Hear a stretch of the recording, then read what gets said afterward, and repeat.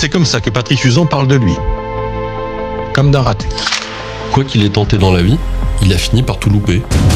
La coiffure? Raté. La location de bateau? Raté. Le bâtiment, la restauration, la vente? Encore raté. Il se débrouille pour que toutes ses actions échouent. Même ces cambriolages ne le menaient pas loin. C'est un petit reseller de bas quartier qui fait des petits coups à 2,50 francs. Un loser. C'est lui qui le dit. Qui a pourtant bien failli passer entre les mailles du filet. Parce qu'il en a fallu du travail, du flair, du temps et surtout des idées pour coincer un cambrioleur à la petite semaine qui est devenu un tueur. On est persuadés, tous, qu'on a eu affaire à un tueur en série. Si on ne l'avait pas arrêté, il aurait continué. Un couple de retraités, un bijoutier, exécutés tous les trois de 3 balles chacun, en pleine tête. Quand les policiers et les gendarmes sont tombés sur lui au terme d'une double enquête remarquable, ils avaient encore du mal à y croire. On finit par se poser la question, est-ce qu'il n'y a pas un complice qui nous est caché dans cette histoire? C'est aussi ce qu'a dit Uzan pour sa défense. Comme si lui non plus ne se croyait pas capable de réussir un triple homicide en solo.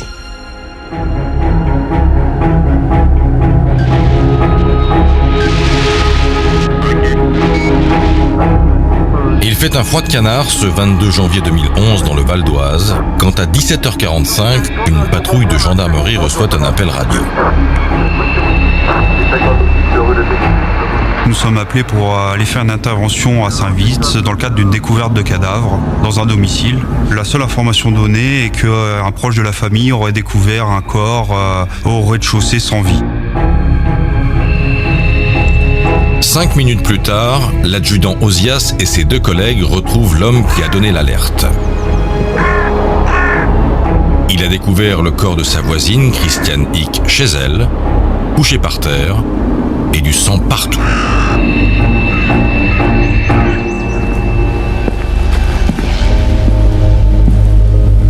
On est en fin de journée, il fait très sombre.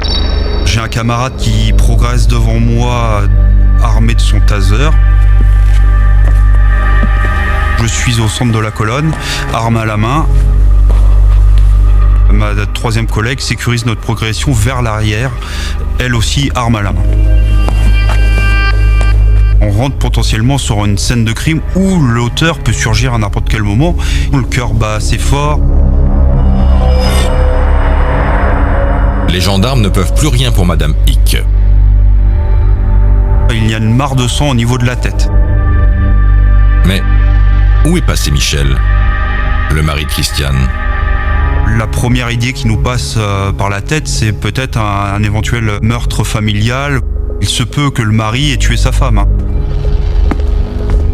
On continue notre progression. C'est un pavillon assez cossu, il y a beaucoup de souvenirs de voyage amassés au fil des années. Personne au rez-de-chaussée. Les gendarmes montent à l'étage et dans la chambre du couple, un désordre sur le lit, des boîtes à bijoux vidées. Et là, on remarque le corps du mari en fait coincé entre le mur et le lit. Face vers le sol, une mare de sang autour de la tête. Le tueur a quitté les lieux. Quand on est jeune gendarme, on retranspose cette situation à notre univers familial. On peut se dire que ça peut être nos grands-parents morts dans cette maison, c'est marquant.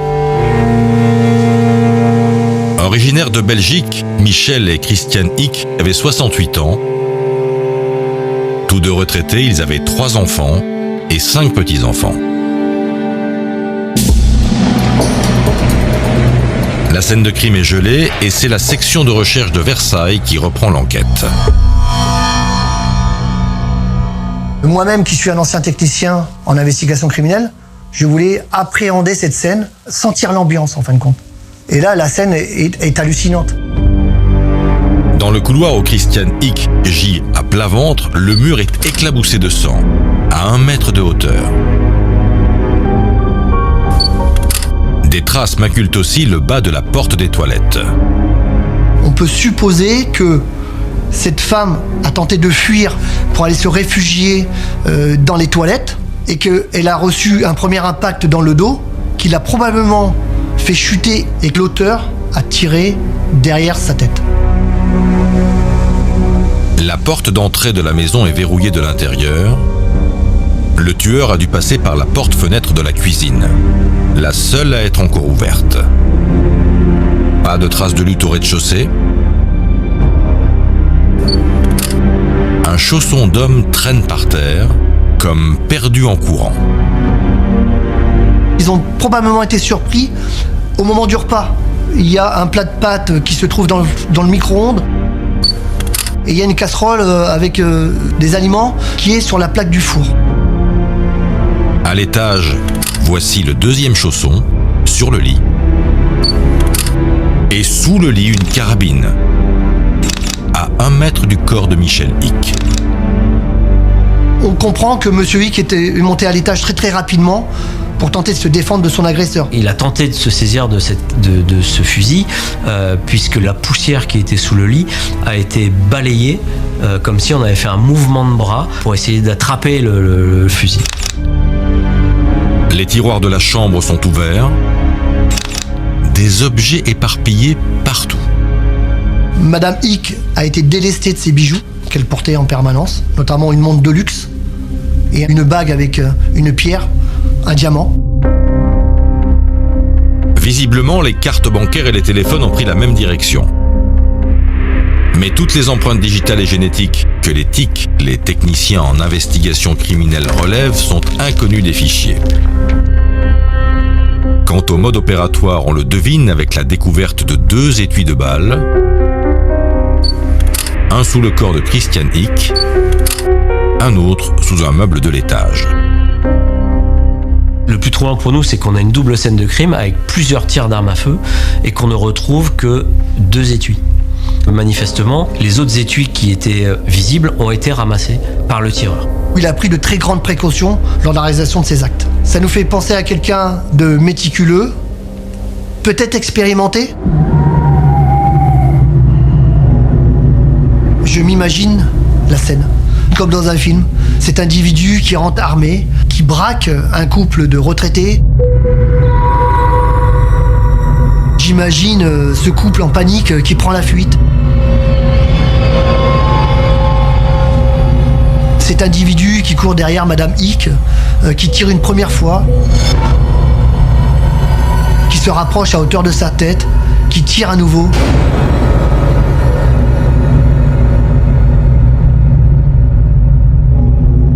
Après avoir abattu Madame Hick, l'auteur a poursuivi Monsieur Hick à l'étage et est arrivé juste avant qu'il se saisisse de son arme. Il l'a battu alors qu'il était au sol.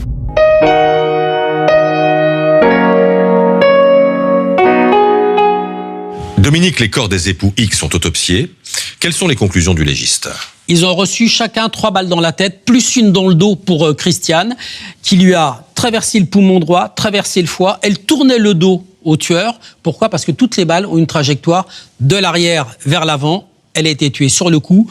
Le légiste parle d'un tir à courte distance. Son mari Michel a reçu 3 balles également, 2 derrière la tête, 1 dans la tempe droite. Des tirs, selon le légiste, qui ont une trajectoire du haut vers le bas. Le tueur tenait son arme comme ça. Vous avez bien dit 3 balles dans la tête chacun. Ouais. C'est une exécution. C'est plutôt un geste de tueur professionnel. D'ailleurs, vous avez remarqué qu'il manque 5 étuis sur la scène de crime. Le tueur a emporté les douilles de ses balles, il en a oublié 2. Il a dû les chercher. Est-ce que le légiste parvient à dater les crimes ? Le légiste dit 24 heures avant la découverte des corps, les bols alimentaires contenus de l'estomac sont quasiment vides. Les époux se préparaient à passer à table. À quelle arme correspondent les 2 étuis, les 2 douilles qui ont été retrouvées par les TIC ? Alors, les 2 douilles qui sont retrouvées, plus les balles qui sont extraites des corps des victimes, sont de calibre 22 longs rifles. Elles ont été tirées par un pistolet automatique de marque Walter, modèle P22. Un Walter P22. 22 longs rifles, c'est une munition très courante, très répandue en France. C'était la munition qui était utilisée dans les fêtes foraines. C'est un pistolet de ce type. Un pistolet de ce type. Les tueurs professionnels adorent ça parce que c'est tellement répandu que c'est difficile à remonter. problème, c'est que ça n'a pas de puissance d'impact. Mais un tueur pro s'en fiche parce qu'il va compenser le manque de puissance de la munition par la précision de son tir. La difficulté pour les gendarmes, c'est que la liste de ces détenteurs d'armes, elle est longue comme le bras. 246 dans le Val d'Oise et les départements limitrophes. Propriétaires légaux, armes déclarées. Les gendarmes vont vérifier, aucune de ces armes ne correspond à l'arme du crime. Et puis il y a un autre problème, Christophe, c'est que dans les années 2005-2010, 1 millier environ de ces armes, des Walther P22, ont été importées illégalement des pays de l'Est. Et ils sont toujours en circulation. Dès le lendemain du double meurtre, 40 gendarmes s'installent à Saint-Witz. On regarde partout, dans les haies, dans les jardins. On cherche une arme, on cherche tout ce qui pourrait nous apporter des informations sur ce qui s'est passé dans la maison des Hic. Au fond d'un étang, à 100 mètres de la maison, la pêche est bonne. 2 armes ont été jetées à l'eau. J'arrive sur les lieux plein d'espoir, effectivement. Je vois immédiatement qu'il s'agit d'un revolver et d'un pistolet automatique, mais nous savons que nous recherchons un 22 long rifle. Ce n'est pas le calibre que nous recherchons. Ce n'est donc pas les bonnes armes qui ont tué le couple Hic.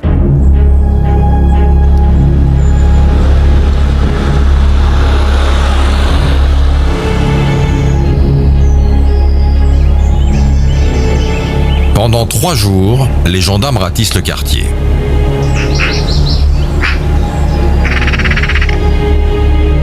Les gens sont à leurs fenêtres, ils attendent. Donc, quand on arrive chez eux, le café est déjà prêt.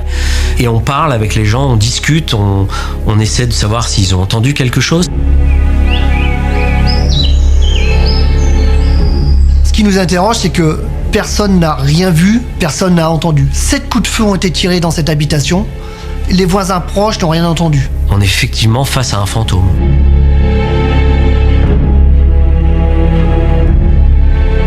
Les gens sont très surpris. Certains ont peur parce que le domaine de Montmélian, c'est un coin très calme. Il s'y passe jamais rien. Les gens se connaissent de vue. On sait qui est la voiture de qui.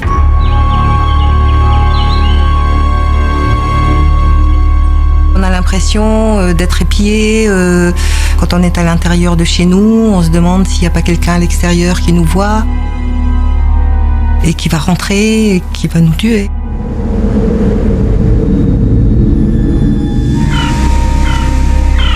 J'étais l'une des dernières personnes à avoir vu Christiane avant le meurtre.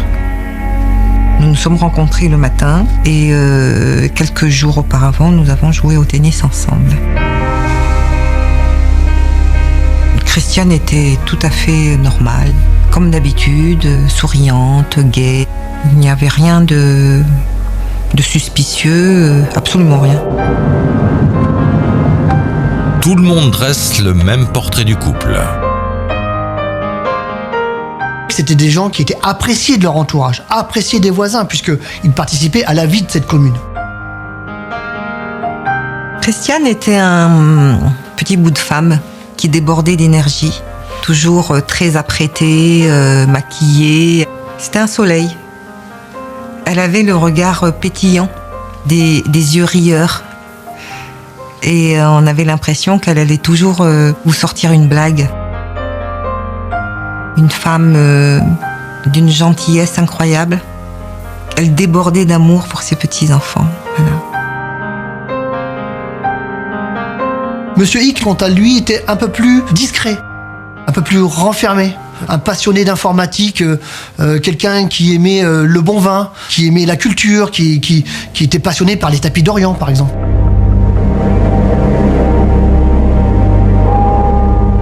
Les enfants des couples X sont évidemment effondrés, prostrés. Ils perdent en même temps les 2 parents de manière extrêmement brutale. Et c'est quelque chose qui pour eux est incompréhensible. Quelques jours plus tard, des dizaines de personnes rejoignent la petite église de Saint-Witz pour les funérailles du couple. Dans l'assistance, quelques gendarmes, incognito. Je suis dans ce qu'on appelle le sous-marin. C'est un véhicule qui est stationné discrètement. Et je suis derrière des vitres sans teint et je photographie tout le monde.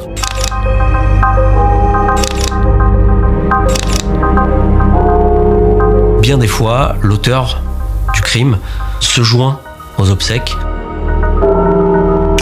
Certains auteurs aiment voir le résultat de leur action. Ils aiment peut-être ressentir aussi cette peine qu'ils ont pu créer au sein des familles.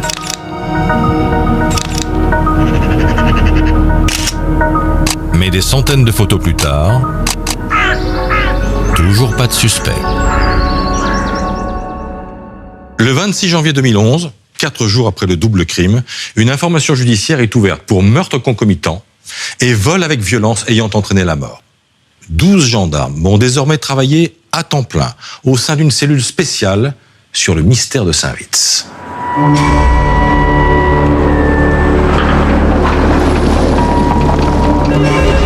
C'est beaucoup d'enquêteurs qui sont sur le terrain au quotidien. Ce sont des heures à n'en plus finir, de jour, de nuit.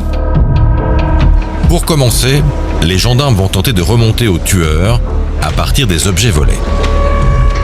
Un des moyens les plus simples pour les voleurs et les receleurs de revendre, c'est de les mettre sur des sites d'annonces. J'ai plusieurs enquêteurs qui ont épluché pendant des mois et des mois des dizaines, des centaines, des milliers d'annonces de vente de bijoux, principalement des montres de luxe comme celle identique à Madame Hick. 3 annonces attirent leur attention. Les vendeurs sont interrogés, un par un. Mais d'après les numéros de série, ces montres ne correspondent pas à celles de Madame Hick. Les enquêteurs tirent donc un autre fil, celui des tapis d'Orient dont la maison des Hick est remplie. Car quelques semaines avant leur mort, le couple a été démarché par un représentant dont l'un des associés est, disons-le, un voleur. Il est connu de la justice. Il est connu pour des escroqueries au préjudice des personnes âgées. C'est un petit escroc qui s'entoure de complices pour escroquer les gens en leur vendant des tapis à des prix exorbitants mais qui ne valent rien.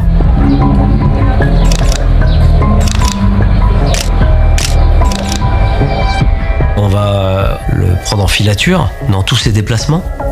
Des équipes d'enquêteurs vont être très régulièrement au plus près de lui et le suivre jour et nuit. Tandis que des gendarmes tentent de faire décoller la piste du tapis, d'autres s'activent sur celle d'un cambriolage commis à Saint-Vits en 1994.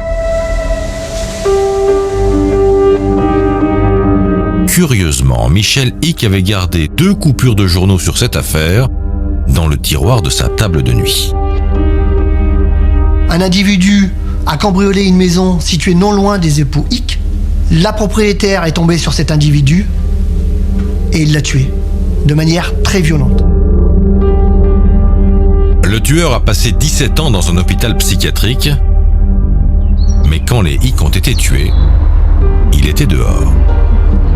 Est-ce que cet individu ne serait pas revenu commettre ce même type de fait dans le même quartier qu'il a connu ? Lui aussi, les gendarmes le prennent en filature. Ils le convoquent, perquisitionnent sa maison. On s'aperçoit rapidement que c'est quelqu'un de malade, quelqu'un au plan psychiatrique qui est faible, qui serait incapable de ramasser les douilles et de partir sans même laisser de traces. La piste s'effiloche, comme celle du tapis d'ailleurs. Mais une autre surgit. Un curieux email commence à circuler dans Saint-Vits. Son auteur prétend avoir découvert le mobile du double meurtre. C'est un règlement de compte. En pièce jointe, le Corbeau ajoute un document étonnant, daté de janvier 2007, 4 ans avant les meurtres, un courrier signé Michel Hick. Une lettre dans laquelle le retraité explique qu'il était porteur de valise à Madagascar, autrement dit, passeur de pots de vin. Il y dévoile des dizaines d'affaires de corruption et d'achats de faveurs. Et surtout, il affirme qu'il a peur pour sa propre vie. On parlait de sommes colossales, dignes peut-être d'un film d'espionnage, effectivement. Les premières questions qu'on s'est posées en retravaillant sur le passé de Michel Ick, c'est est-ce que dans les années antérieures, est-ce qu'il n'avait pas une double vie? Est-ce que c'est pas un contrat que l'on avait mis sur la tête de Michel Ick?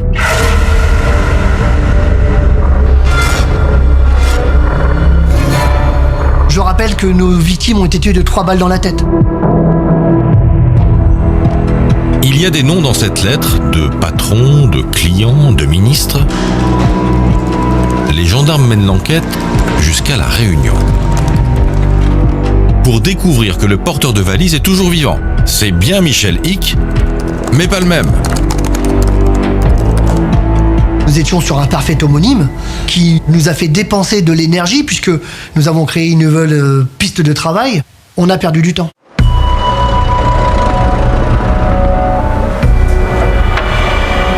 Toutes les pistes qui se sont offertes à nous ont été exploitées. On n'a plus de grain à moudre en fin de compte. Les enfants du couple Ick, ils auraient envie que ça aille beaucoup plus vite. Pour eux, comme on n'a pas trouvé le coupable tout de suite, on laisse les choses en l'état et il n'y aura jamais de réponse à leur question de savoir qui a tué leurs 2 parents. Cette instruction est aussi un calvaire.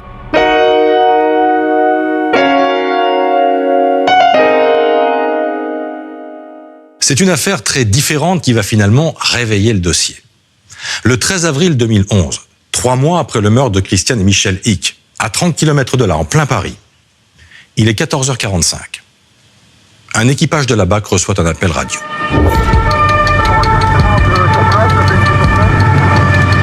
On nous fait savoir qu'une bijouterie située au boulevard des Batignolles était victime d'un braquage et que le bijoutier aurait été retrouvé inanimé au sol, baignant dans son sang.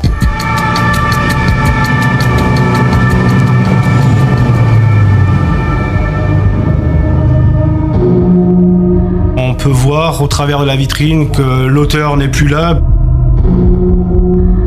Et on voit 2 dames donc assises à l'intérieur, dont l'une en pleurs. Cette dame, c'est la femme du bijoutier. C'est elle qui, quelques minutes plus tôt, a retrouvé son mari, Serge Zénou, inanimé dans l'arrière-boutique.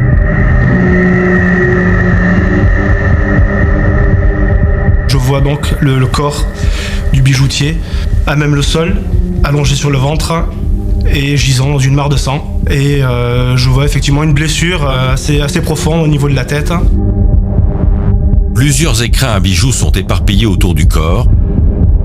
2 coffres-forts sont ouverts et complètement vides. Très clairement, ça me fait penser à un vol à main armée, quoi, et qui pour le coup a très mal tourné.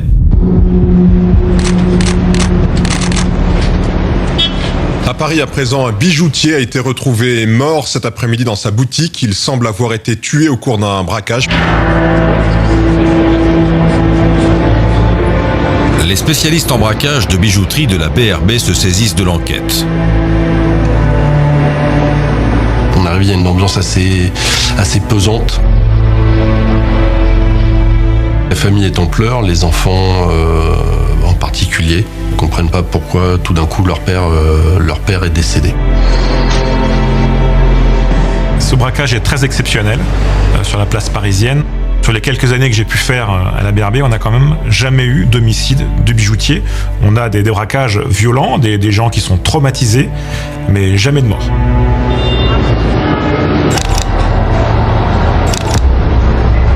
Ce qu'on remarque à l'entrée de la bijouterie, on a la porte, elle est commandée de l'intérieur. Ça veut dire que le bijoutier, s'il se sent menacé, il ne va pas ouvrir, il ne va pas actionner l'ouverture de la porte. La vitrine n'est pas totalement achalandée avec les montres qui se trouvent dans une boîte, prêtes à être disposées. Ça donne franchement l'impression que l'auteur est venu perturber la mise en place à l'ouverture du magasin. Pas de désordre dans la boutique. C'est dans la salle des coffres que le crime a eu lieu.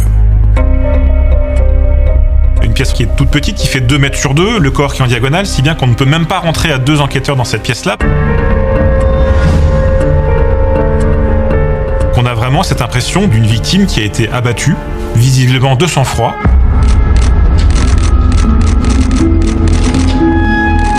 Une déduction que l'autopsie confirme.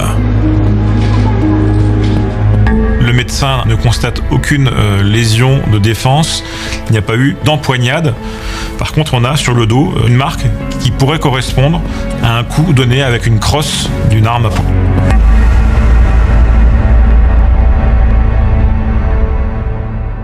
Dominique, Serge Zenou, il a été... Exécuté, Christophe. C'est une exécution. Il a reçu 3 balles dans la tête. Une au-dessus de la tempe gauche, les 2 autres en haut de la nuque, exactement à l'emplacement du cervelet. Les 3 balles sont extraites du corps. Ce sont des balles de calibre 22 long rifle qui ont toutes été tirées par la même arme. Il n'y a pas de trace de tatouage, de poudre brûlée sur la peau, ce qui veut dire que ce n'est pas un tir à bout touchant. Pour l'expert, le canon de l'arme se trouvait au moins à 30 cm de la tête du bijoutier. Quel est le scénario qui se dessine quand on analyse la trajectoire des balles et quand on a recours à la morpho-analyse, c'est-à-dire l'analyse de la projection des taches de sang? Alors, le meurtre a lieu dans l'arrière-boutique du bijoutier. Il est allongé sur le ventre, la partie droite du visage, la joue droite posée sur le sol. Il a les mains sous son corps et il a dans le dos une ecchymose en forme de crosse, ce qui veut dire que le tueur l'a frappé dans le dos. Sans doute pour l'obliger à se mettre à genoux. Absolument. Et une fois qu'il était à genoux, il reçoit la première balle dans la tempe gauche.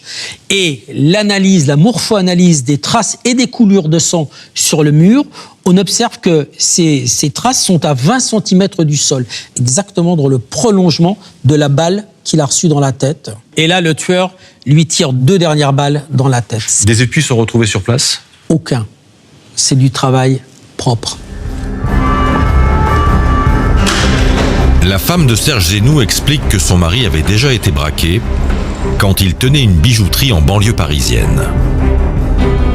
En Seine-Saint-Denis, M. Zenou a fait l'objet de plusieurs attaques, dont la dernière était ultra violente. Et c'est là où une fois même il a été enlevé par les braqueurs. Donc c'est à l'issue de ce choc qu'il était obligé de déménager à Paris dans cette bijouterie du 17e. 3 semaines avant le crime, rebelote. Madame Zenou se trouvait seule dans la boutique quand 4 hommes armés ont fait irruption. Ils l'ont aspergé de gaz lacrymogène et ils ont volé une partie de la marchandise. M. Zenou vivait dans un stress permanent. Il disait à sa femme, il disait à son fils que s'il y a un éventuel braquage, surtout ne résistez pas. Le plus important, c'est votre vie. Aucune caméra de surveillance n'a pourtant été installée dans la boutique.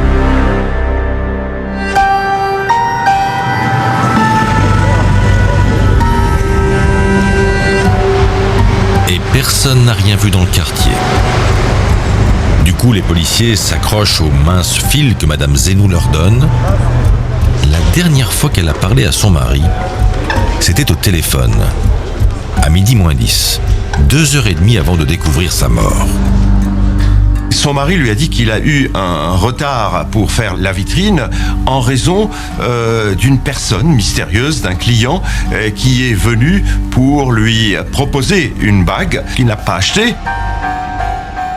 Monsieur Zenou parle à sa femme de ce client comme un homme de très forte corpulence qui rencontrait des problèmes financiers et professionnels. Il le décrit comme quelqu'un de très bavard qui lui a tenu la jambe et même retardé dans son travail. L'intérêt va être là, c'était de l'identifier pour l'entendre. On se dit, c'est probablement la dernière personne qui a vu la victime en vie. Parce que peut-être qu'en repartant, cette personne a croisé l'auteur du meurtre. C'est un témoin pour nous. Madame Zenou se souvient que ce mystérieux client s'était déjà présenté au magasin la veille pour vendre une bague à son mari. Une bague qu'elle remet aux policiers. Elle a même un nom à leur donner. Usan. Usan ? Les policiers passent le nom au fichier et bingo. Pas blanc-blanc, Usan. Et là, on va retrouver effectivement une personne qui correspond à la fois au nom et à la fois à la corpulence. C'est un nommé Patrice Usan. 41 ans, sans emploi, connu des services de police, vol à l'étalage, recel, escroquerie, travail clandestin. C'est un petit receleur de bas quartier qui fait des petits coups à 2,50 francs. C'est quelqu'un qui a déjà un petit palmarès parce que on a quelqu'un qui visiblement récupère des bijoux pour les revendre à des bijoutiers. Pour nous, c'est intéressant. Les policiers le convoquent donc, ce Patrice Usan. Une fois. 2 fois. Pas de réponse. Et ça, c'est jamais bon signe. Une audition comme témoin, tout le monde doit pouvoir y répondre. Est-ce qu'il a quelque chose à cacher? Est-ce qu'il a vu mais ne veut pas dire? Je ne sais pas. Du coup, hop, écoute téléphonique et filature.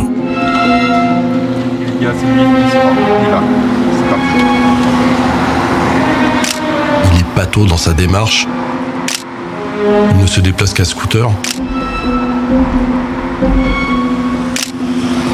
Sa corpulence est tellement forte, franchement ça me fait penser à un crapaud sur une boîte d'allumettes. Et il a une voix toute fluette, genre qui colle pas du tout avec le personnage. On l'a en tête, il va falloir qu'à un moment donné on puisse l'entendre, mais c'est absolument pas une piste majeure pour nous. On a d'autres choses à traiter avant, d'autres pistes, mais en tout cas c'est pas pour nous, dans notre tête, ce n'est pas du tout l'auteur. En attendant qu'Usan se manifeste, ou de savoir pourquoi il fait le mort, les policiers font appel à la presse. La police lance un appel à témoins après le meurtre d'un bijoutier boulevard des Batignolles. Si vous avez vu quelque chose, vous devez appeler au 01 45 44. Et quelques jours plus tard... 2 appels anonymes qui nous donnent le même nom et le même prénom. Le Corbeau dénonce un homme de 27 ans qui se vante d'avoir tué Serge Zénou. Tout d'un coup, on est dans le concret. C'est quelqu'un qui est connu pour des faits de vol à main armée, donc quelqu'un qui a déjà cette expérience, de la violence. C'est un profil qui peut tout à fait coller avec ce qu'on recherche.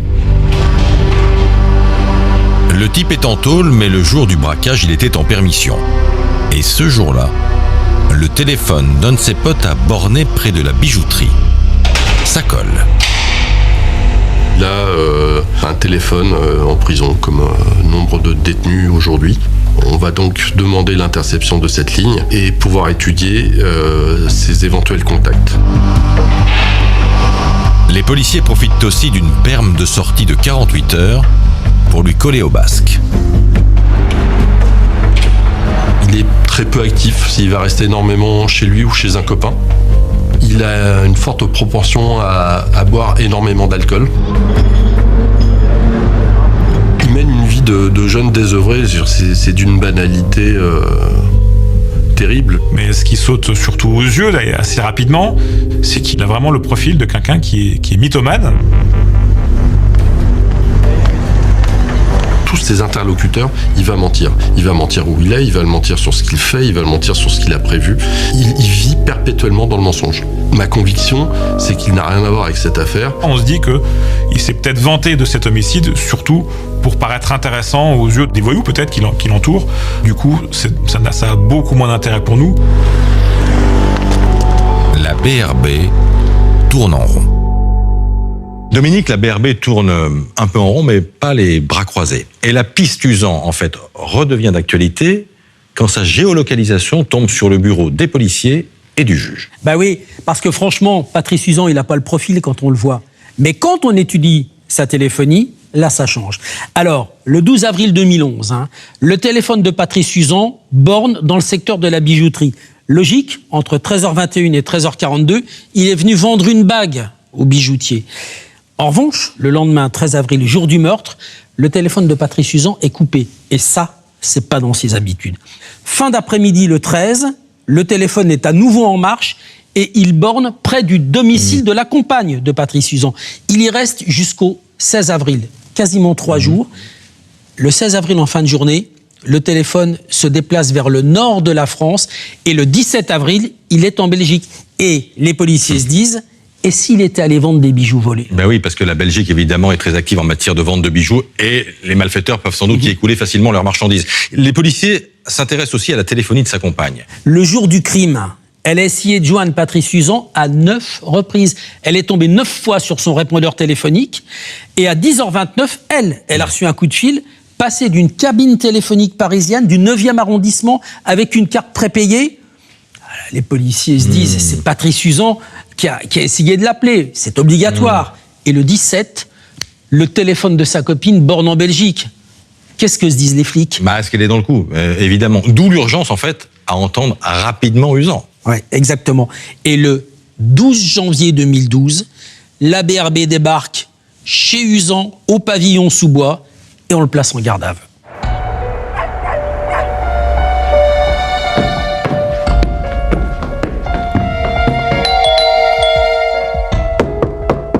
On lui explique rapidement qu'on va commencer une perquisition. Et donc là, il va nous dire, il n'y a pas de problème, juste sachez que j'ai une arme dans mon armoire.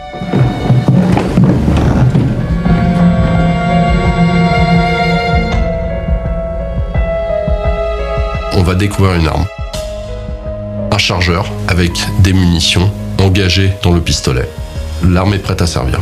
Il s'agit d'une arme 22 long rifle, du même calibre qui a été utilisée pour tuer Serge Zenou.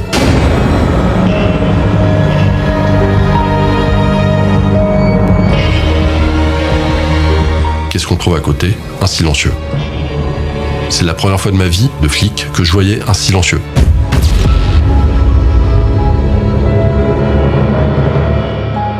Avoir un silencieux, c'est quand même quelque chose de très particulier.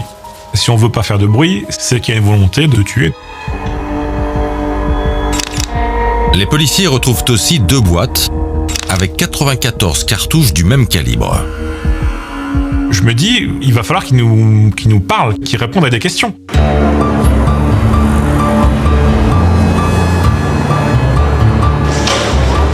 Je vais lui offrir un café, je vais lui proposer une cigarette. J'essaie de rendre le moment, on va dire, humain. Je le mets clairement à l'aise, de telle manière à ce qu'il ait envie au moins de communiquer. Et pour commencer, vous connaissez Serge Zenou ? J'avoue que je le sens gêné à partir du moment où on aborde les questions sur Monsieur Zenou et sur la bijouterie. Patrice Usan reconnaît le bijoutier. Il admet qu'il a essayé un jour de lui vendre une bague. Mais quand le policier lui demande s'il est retourné dans cette bijouterie, c'est non, jamais. On sait qu'il ment sur ces 2 points. On sait qu'il a vendu la bague parce que Madame Zenou nous l'a remise. On sait qu'il est venu le jour de la commission des faits parce que Madame Zenou nous l'a répété. Pourquoi est-ce qu'il ment sur des choses mineures ? On lui a pas demandé s'il a tué la victime. C'est pas ça qu'on lui demande. C'est suspect. La première audition se termine dans la nuit et le résultat n'est pas brillant. Alors le lendemain, les policiers changent de braquet. L'arme qu'on a retrouvée chez vous, elle vient d'où ? Pourquoi vous l'avez achetée ? Elle sert à quoi ? Patrice Usan va essayer de minimiser la détention de cette arme, va nous expliquer qu'il l'avait achetée il y a quelque temps à une personne parce qu'il trouvait cette arme petite, mignonne. On avait l'impression qu'il venait d'acheter une peluche. Il nous dit qu'il n'a absolument aucun intérêt pour les armes de façon générale, qu'il n'a jamais tiré, où que ce soit, ni en club sportif, qu'il n'a jamais acquis d'autres armes. Le problème, c'est qu'entre-temps, mes collègues sont partis faire une perquisition chez son ex-conjointe en banlieue parisienne dans laquelle ils vont découvrir une centaine de munitions.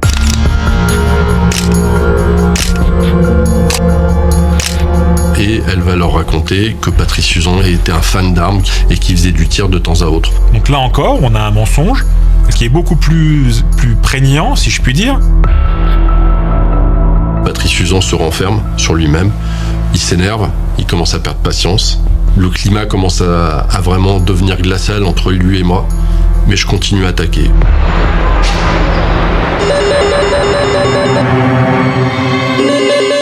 À 18h, au 2e jour de garde à vue, les résultats de l'expertise balistique tombent.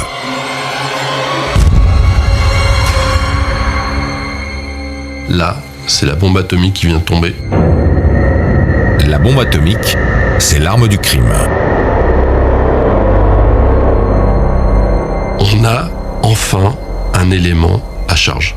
On a enfin un élément à charge. On va passer à la vitesse supérieure. On pourrait comparer à un combat de boxe. Il est coincé.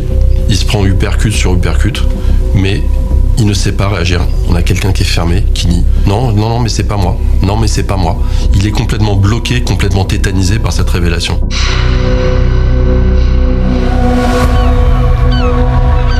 Uzan résiste encore, malgré l'expertise balistique.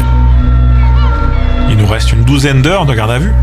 Donc on est déjà quand même bien fatigués, tous éreintés. Dans une affaire criminelle, le Graal, c'est les aveux. On n'a aucun doute sur le fait qu'il est tué, mais c'est impossible d'avancer avec quelqu'un qui veut nier l'évidence. Le lendemain matin, les policiers n'ont plus que 2 heures devant eux pour obtenir des aveux. Et là, Uzan s'affaisse. Enfin.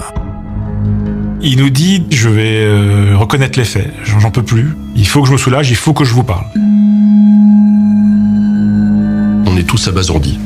Il y a un silence mais glacial qui s'installe dans le bureau. On peut entendre une mouche voler, on entend juste les bruits du clavier. Et là, il va parler d'un flot ininterrompu. Il s'est rendu dans la bijouterie la veille du meurtre. Il a vendu une bague à Serge Zenou. Il a remarqué qu'il n'y avait pas de caméra. Alors il a décidé de revenir le lendemain.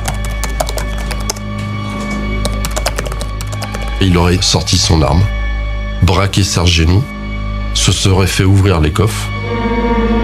Et il avait peur. Autant que Serge Zenou, paraît-il. Zenou se serait emparé de l'arme. Et à ce moment-là, des coups seraient partis. On s'est débattu. Je ne sais pas combien de fois j'ai tiré.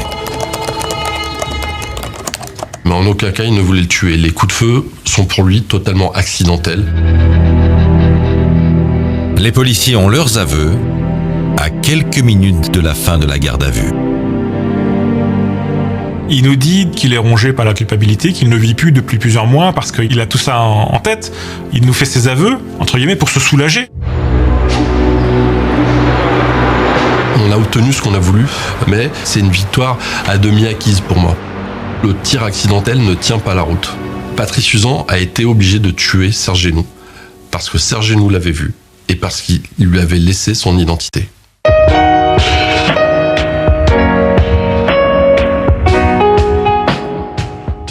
Dominique, le 14 janvier 2012, Uzan est mis en examen pour le meurtre de Serge Zenou. Alors évidemment, dans une instruction qui est à charge et à décharge, on doit vérifier si la thèse du tir accidentel tient. Ouais. Que disent les constatations? Dans la version Uzan, on se bagarre, les coups de feu partent accidentellement, c'est des tirs désordonnés, il y en a partout. Or là, les balles, elles sont groupées dans la tête du bijoutier, dont 2 qui sont dans un espace gros comme une pièce d'1 euro. Dernière chose, la position du corps quand on le retrouve. Il est allongé sur le ventre, face contre terre, et ses 2 mains sont glissées sous son corps. Ça ressemble pas à quelqu'un qui est mort et qui a pris des balles dans une bagarre. Que disent les balisticiens? Est-ce que les coups ont pu partir tout seuls? Ça serait possible si l'arme était défectueuse. C'est pas le cas. L'arme, elle est en parfait état. Les balisticiens vont s'intéresser à la pression sur la queue de détente. D'accord? La pression qu'on exerce avec le doigt pour appuyer sur la queue de détente. 2 cas de figure. Soit l'arme a fonctionné en simple action, soit elle a fonctionné en double action. Je vous explique. La simple action, c'est je relève le chien de l'arme, j'appuie, le chien retombe. Une seule action. La double action, c'est le chien est abaissé, j'appuie, il se soulève, je continue à appuyer, il retombe. Ça, c'est la double action. Eh bien, l'arme de M. Uzan, en simple action, il faut 2,1 kg de pression pour faire retomber le chien. En double action, il faut 5 kg de pression pour faire monter le chien et le faire retomber. Je vous assure que 5 kg de pression sur la queue de détente d'une arme, il faut vraiment vouloir le faire. Ça ne peut pas être un accident. L'arme a parlé pour lui, en fait. Elle a parlé pour lui et elle va raconter encore autre chose. Parce que cette arme, elle a servi à un crime.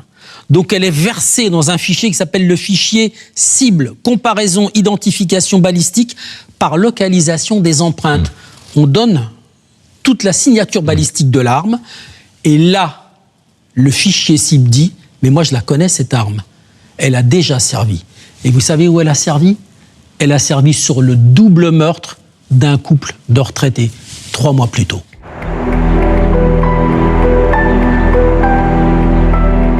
De nous s'empare une joie incommensurable. J'en avais presque les larmes aux yeux. Maintenant, à nous de trouver Quel est le lien entre le propriétaire de cette arme, Patrice Uzan, et notre couple de retraités?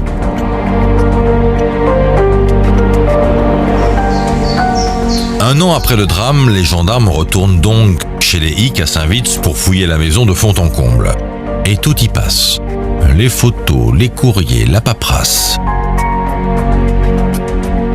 On lit tout ce qui nous tombe sous les yeux, on ouvre tout et on épluche tout.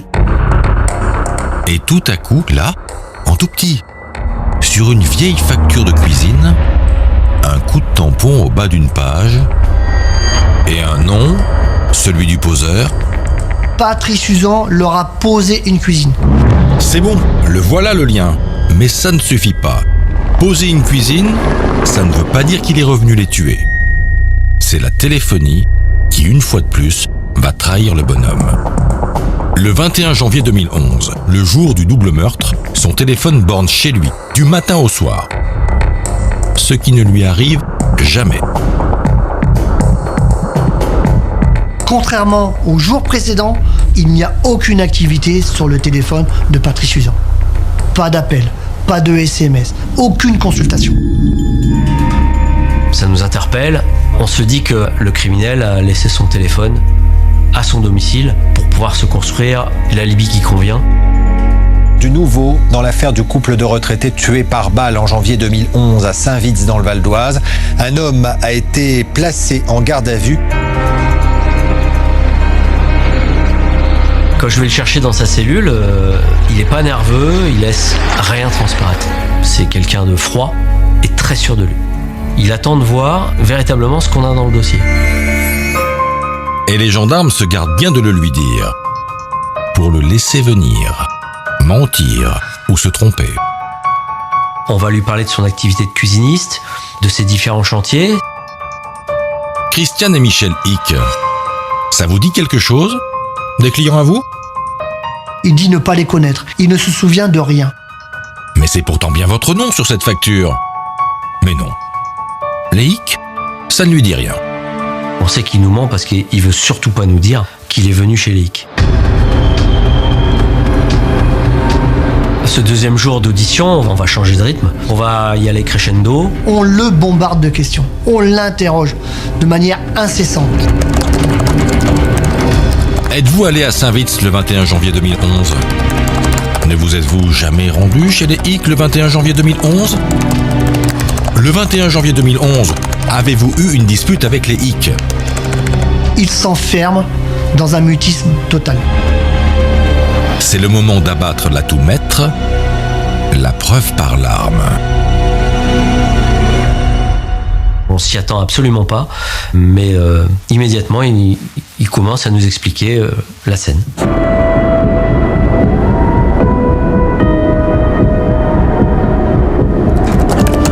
Je suis allé, le 21 janvier 2011, à Saint-Vits pour braquer monsieur et madame Hic. Il explique qu'il était cagoulé. Il a braqué le couple Hic qu'il a emmené dans la cuisine. Il va y avoir un accrochage, une bagarre avec monsieur Hic, qui va réussir à lui retirer sa cagoule et qui forcément le reconnaît.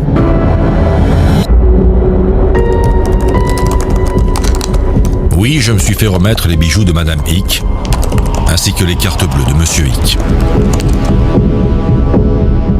Il monte à l'étage avec monsieur Hic pour tenter de récupérer de l'argent liquide.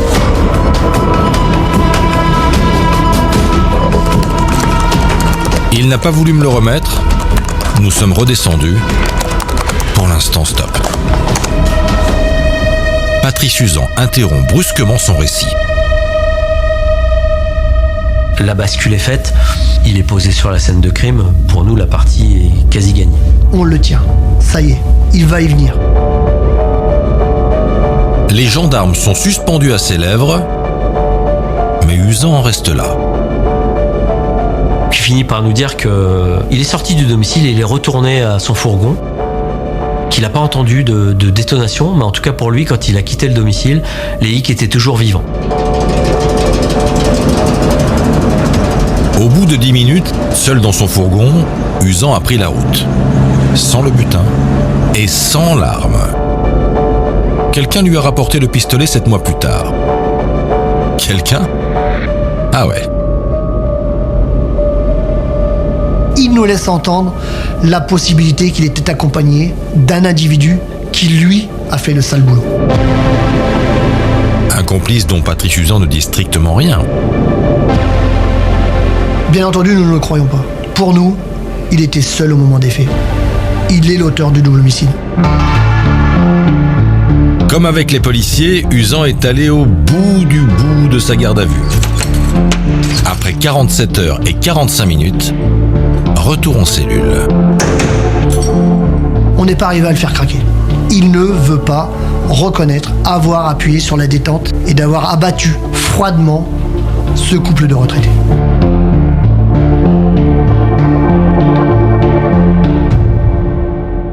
Et de 3.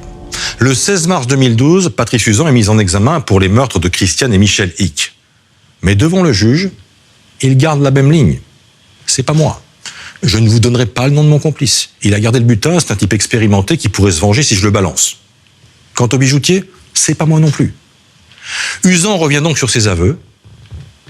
Un drôle de type.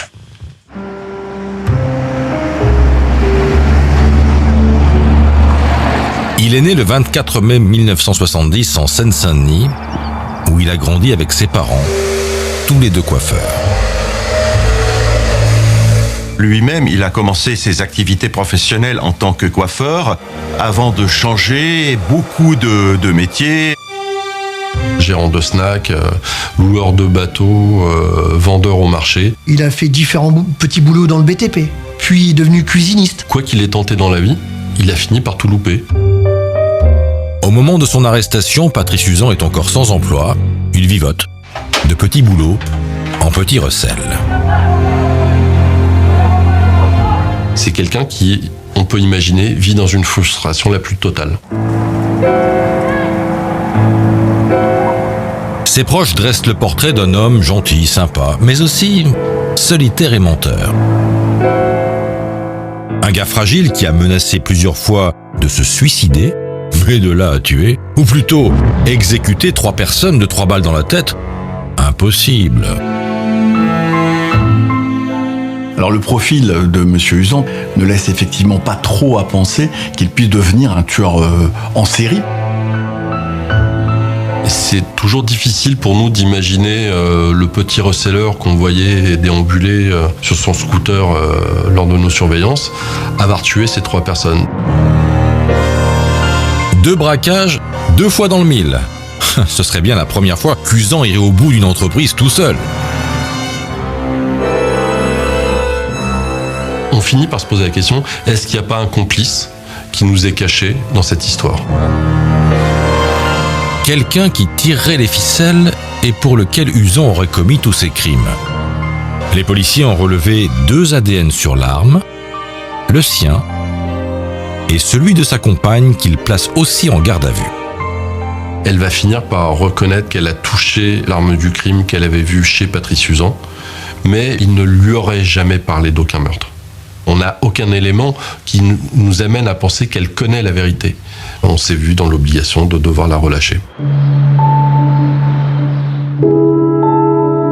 Mais les policiers creusent aussi du côté d'un appel étrange qu'Uzan a passé à minuit 46 le soir du meurtre du bijoutier. C'est la première personne qui l'appelle après avoir rallumé son téléphone là. Donc après les faits. Un appel à minuit 46 alors qu'il vient de commettre un meurtre le matin même, est-ce que c'est pour refourguer les bijoux? Est-ce que c'est pour lui rendre compte de ce qui s'est passé le matin? Est-ce que c'est pour savoir où il se trouve?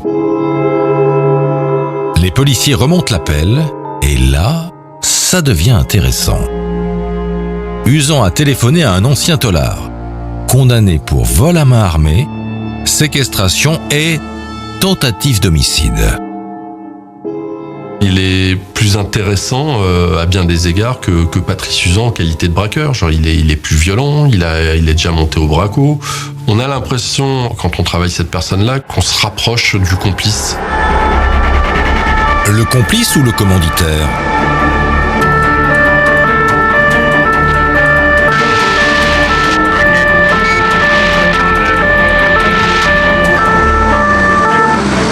Le 13 juin 2012, la police lui tombe dessus. Pour la première fois de l'enquête, les policiers ont affaire à un type qui a une certaine étoffe. Mais pas de bol, le soir des faits, c'est sous une autre casquette que le braqueur receleur a causé avec Usan.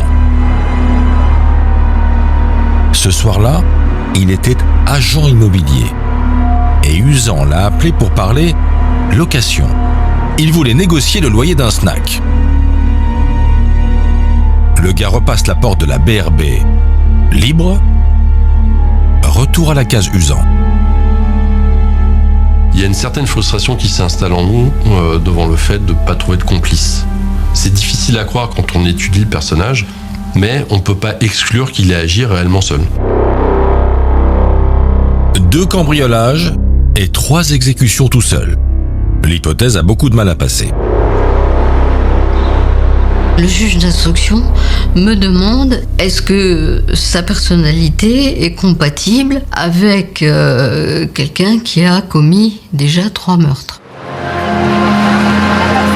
C'est au palais de justice de Paris que la psychologue rencontre Patrice Usan pour la première fois, le 4 février 2015.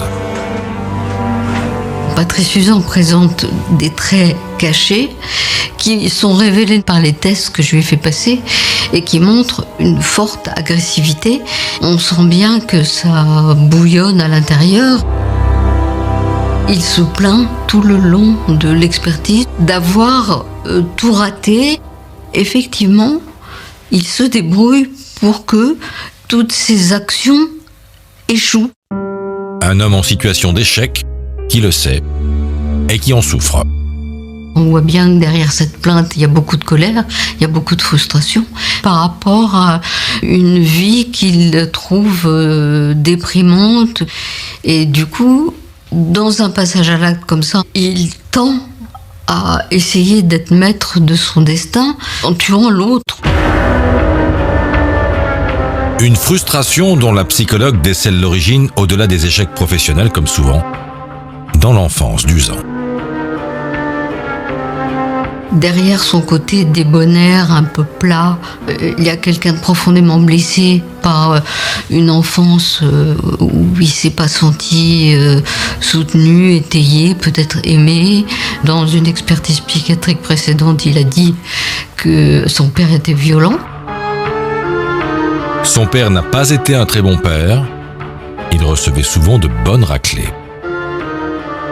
Il fonctionne comme un adolescent, en révolte contre la loi, contre les limites, parce qu'il a dû être frappé à chaque fois qu'il faisait une connerie. Je me suis demandé en l'écoutant si à chaque fois, c'était pas un petit peu le meurtre de son père qu'il cherchait à provoquer de cette façon-là. Ces aspects refoulés de son caractère sont compatibles avec les faits qui lui sont reprochés, c'est-à-dire d'avoir tué 3 personnes.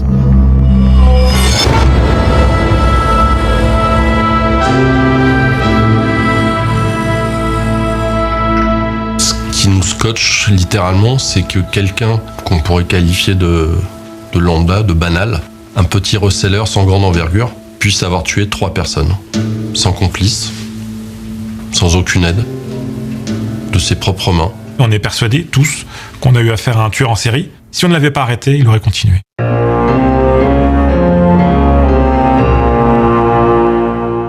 Deux procès attendent maintenant Patrice Usan. Le 29 février 2016, devant la cour d'assises de Paris pour le meurtre de Serge Zenou, et 3 mois plus tard, le 17 mai, devant celle de Pontoise pour le meurtre de Christiane et Michel Hick. Reste à savoir si l'accusé va enfin se mettre à table.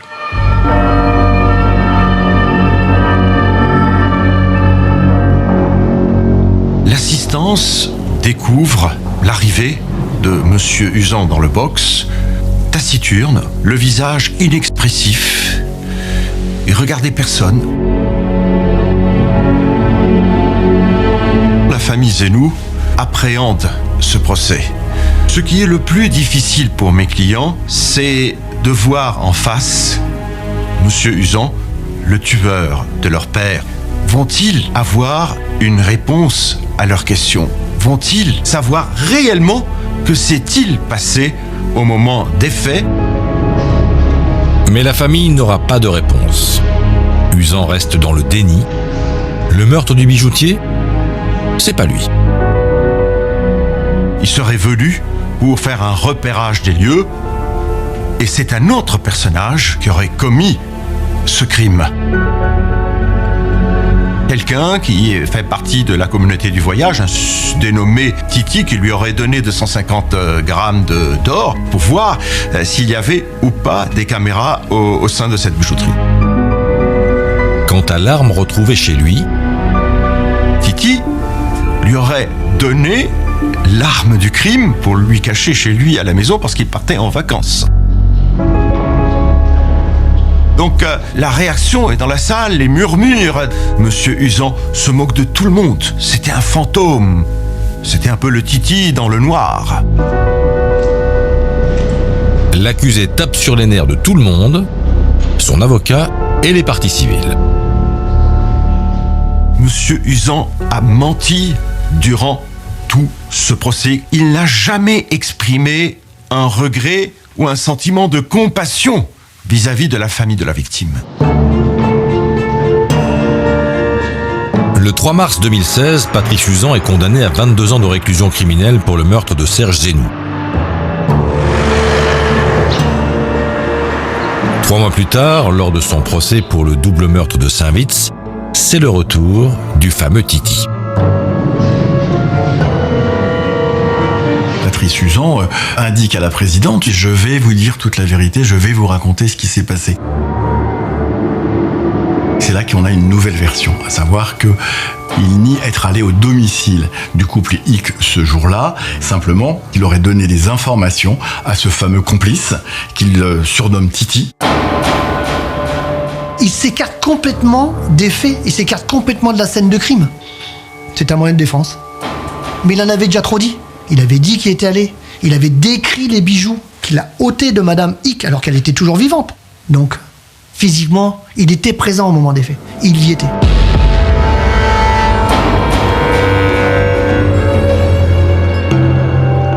Quand j'ai pris la parole, je me suis opposé à la défense qui, au cours du procès, avait laissé entendre qu'on ne devient pas tueur en série à cet âge-là, à 42 ans, 43 ans, l'âge qu'avait Monsieur Uzan. Il n'y a pas d'âge pour commencer des crimes de cette nature, et donc c'est pas ça qui nous intéressait, c'était de savoir ce qui s'était réellement passé, et là on n'a jamais eu de réponse. Uzan s'entête, et il essaie même de manipuler les victimes. Il y avait l'une des petites filles du couple Hick, une jeune adolescente, il la regarde et lui dit « Ce n'est pas moi qui ai tué tes grands-parents, c'est Titi ». C'est toujours quelque chose de très délicat quand les accusés s'adressent directement aux victimes, mais là en plus pour raconter n'importe quoi. Très sincèrement, c'est un comportement inacceptable qui a entraîné une grosse souffrance. À la fin de son interrogatoire, il a compris qu'il avait été acculé avec tous les témoignages. Là, il a explosé en disant « Bravo la justice, mettez-moi perpète, laissez-moi mourir en prison ». Et l'avocate générale va lui donner satisfaction. Elle demande à la cour la perpétuité pour Patrice Uzan. Les deux avocates de la défense ont donc pris la parole à tour de rôle. La première a sollicité de la cour et des jurés d'acquitter monsieur Patrice Uzan en indiquant qu'on n'avait pas suffisamment de preuves. La seconde avocate a dit à la cour de ne le juger que comme étant un complice de ce fameux Titi et qu'il fallait donc en conséquence le condamner à une peine beaucoup moins lourde que ce qui était requis par madame l'avocate générale. Peine perdue, le 20 mai 2016, Patrice Uzan est condamné à la prison à perpétuité avec 20 ans de sûreté. C'était un grand soulagement qu'il soit déclaré coupable, même si on aurait préféré que ce soit la qualification d'assassinat qui soit retenue.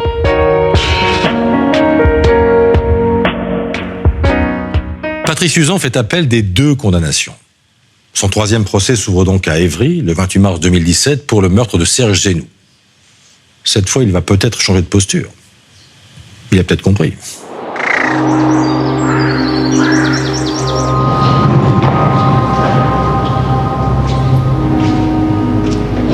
J'ai trouvé l'ambiance de cette cour d'assises exécrable, très lourde, très difficile. Jean était haineux, il fuyait ses responsabilités, ou il ne voulait pas parler, ou il voulait quitter la salle d'audience.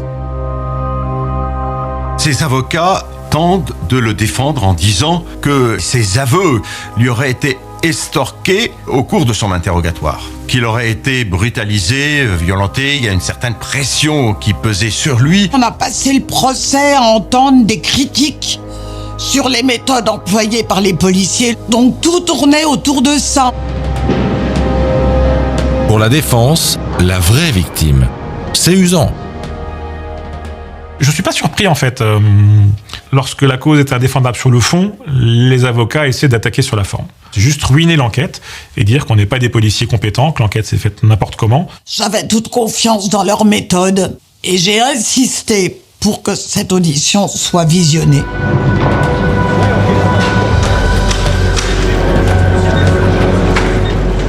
On voit bien dans cette audition Patrice Uzan qui nous avoue avoir tué Serge Zenou accidentellement, qui reconnaît les faits de façon tout à fait naturelle.